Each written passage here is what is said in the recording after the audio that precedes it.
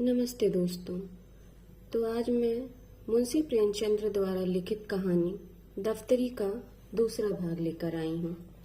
तो चलिए कहानी की शुरुआत करते हैं। दफ्तरी 2-3 महीने तक यह विषय वेदना सहता रहा, लेकिन उसकी सूरत उसकी अवस्था को शब्दों में अधिक व्यक्त कर देती थी।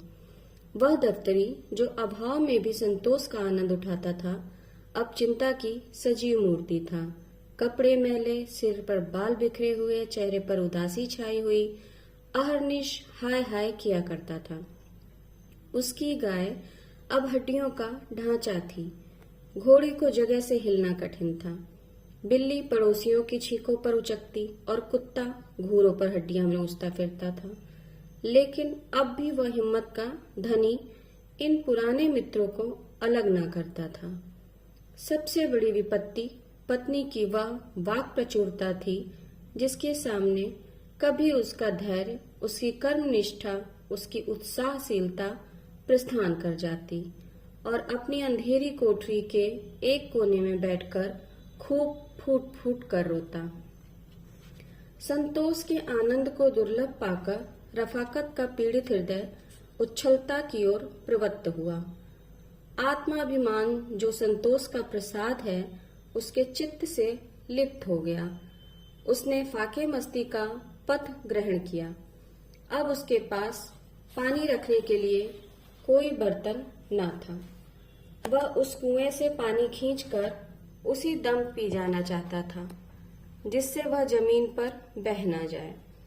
वेतन पाकर अब महीने भर का सामान जुटाता। ठंडे पानी और रूखी रोटियों से अब उसे तस्कीन न होती।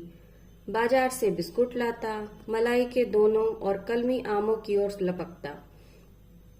10 रुपए की भुगत ही क्या, 1 हफ्ते में ही सब रुपए उड़ जाते। तब जिल्दबंदियों की पेशगी पर हाथ बढ़ाता। फिर 2-1 उपवास होता, अंत में उधार मांगने लगता। शने शने यह दशा हो गई कि वेतन देनदारों ही के हाथों चला जाता और महीने के पहले ही दिन कर्ज लेना शुरू करता। वह पहले दूसरी को मितव्ययिता का उपदेश दिया करता था। अब लोग उसे समझाते, लेकिन वह लापरवाही से कहता, साहब आज मिलता है खाते हैं, कल का खुदा मालिक है, मिलेगा तो खाएंगे, नहीं मिला तो भूखे सो जाएंगे। उसकी अवस्था अब उस रोगी की सी हो गई जो आरोग्य लाभ से निराश होकर पथ्यापथ का विचार त्याग दे, जिसमें मृत्यु आने तक वह भोज्य पदार्थों से भली भांति तृप्त हो जाए। मगर अभी तक उसने घोड़ी और गाय ना बेची। यहाँ तक कि एक दिन दोनों मवेशी खाने में दाखिल हो गई। बकरियां भी तृष्णा व्याघ्र के पंजे में फंस गईं। पुलाव और जर्दे के चस्के ने नानबाई का ऋणी बना दिया था। अब उसे मालूम हो गया कि नगद रुपए ना होंगे तो एक दिन सभी बकरियां हाँक ले गया। दफ्तरी मुंह ताकता रह गया। बिल्ली ने स्वामी भक्त से मुंह मोड़ा। गाय और बकरियों के जाने के बाद उसे दूध के बर्तनों को चाटने की भी आशा ना रही। जो उसके स्नेह बंधन का अंतिम सूत्र था, हाँ, कुत्ता अपने सद्व्यवहारों की याद करके अभी तक आत्मीयता का पालन करता जाता था, किंतु उसकी सजीवता विदा हो गई थी। यह वह कुत्ता ना था जिसके सामने द्वार पर किसी अपरिचित मनुष्य या कुत्ते का निकल जाना असंभव था। वह अब भी भौंकता, मगर लेटे लेटे और प्रायः छाती में सिर छुपाए हुए, मानो अपनी वर्तमान स्थिति पर रो रहा हो। या तो उसमें अब उठने की शक्ति ही ना थी, या वह चिरकालीन कृपाओं के लिए इतना कीर्तिगान पर्याप्त समझता था। संध्या का समय था। मैं द्वार पर बैठा पत्र पढ़ रहा था कि तभी दफ्तरी को आते देखा। कदाचित कोई किसान सम्मान पाने वाले चपरासी से भी इतना भयभीत ना होगा। बाल वृंद टीका लगाने वाले भी इतना ना डरते होंगे। मैं अव्यवस्थित होकर उठा और चाहा कि अंदर जाकर दरवाजा बंद कर लूं, कि इतने में दफ्तरी लपककर मेरे सामने आ पहुंचा।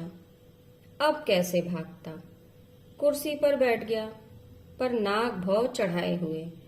दफ्तरी किस लिए आया, इसमें मुझे लेश मात्र भी शंका नहीं थी।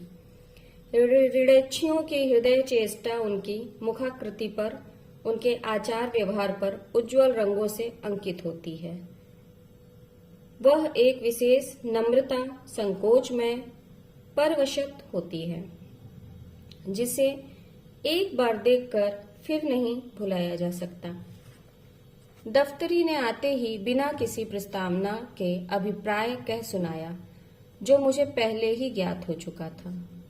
मैंने रुलाई से उत्तर दिया, मेरे पास रुपए नहीं हैं। यह सुनते ही दफ्तरी ने मुझे सलाम किया और उल्टे पांव लौट पड़ा। उसके चेहरे पर ऐसी दीनता और बेकसी छाई थी कि मुझे उस पर दया आ गई। उसका इस प्रकार बिना कुछ कहे सुने लौटना कितना सारपूर्ण था।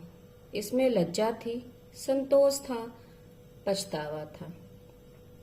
उसके मुंह से एक शब्द भी ना निकला, परंतु उसका चेहरा कह रहा था, मुझे विश्वास था कि आप वही उत्तर देंगे।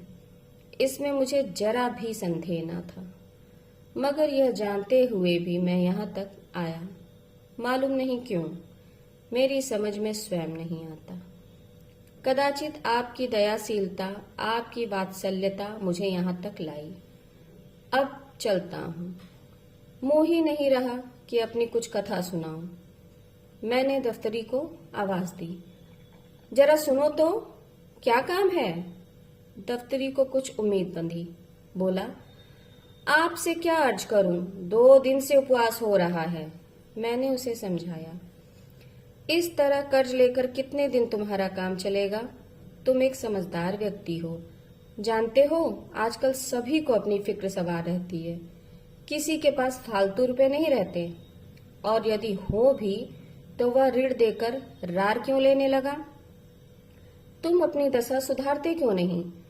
दफ्तरी ने विरक्त भाव से कहा, यह सब दिनों का फेर है, और क्या कहूँ।